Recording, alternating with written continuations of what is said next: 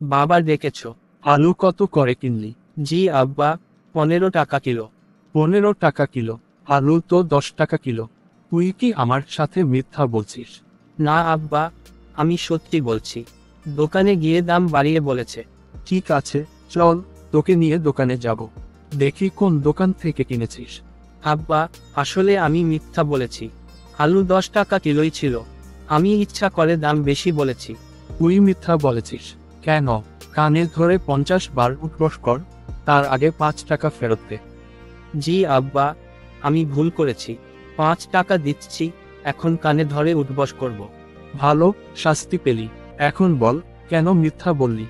আব্বা, আমি ভেবেছিলাম যদি দাম বেশি বলি তাহলে বাকি টাকাটা নিজের জন্য রাখতে পারবো।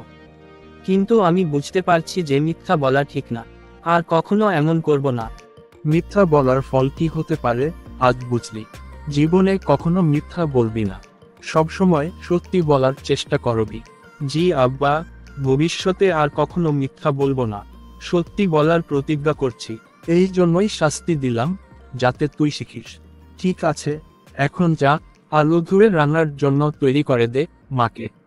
জি আব্বা, আমি এখনই কাজ শুরু করছি।